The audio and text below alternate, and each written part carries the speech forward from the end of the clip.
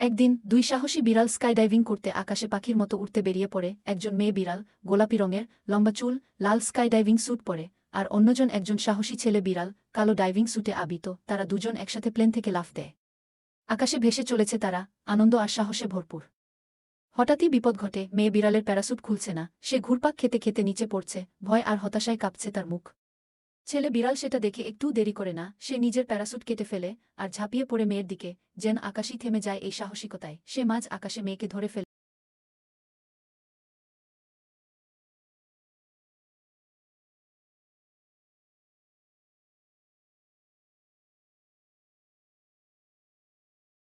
ছেলে বিড়াল সেটা দেখে একটু দেরি করে না, সে নিজের প্যারাসুট কেটে ফেলে আর ঝাঁপিয়ে পড়ে মেয়ের দিকে। যেন আকাশই থেমে যায় এই সাহসিকতায়। সে মাঝ আকাশে মেয়েকে ধরে ফেলে, তারপর ভালোবাসা আর সাহস দিয়ে সে মেয়ের প্যারাসুট খুলে দেয়। প্যারাসুট খুলে যায় আর ধীরে ধীরে তারা দুজন একসাথে নেমে আসে। সবশেষে সবুজ ঘাসের উপরে তারা নিরাপদে নামে, হাত ধরে রাখে একে অপরের, আর হাওয়ায় ভেসে বেড়ায় সেই মুহূর্তের নীরব ভালোবাসা।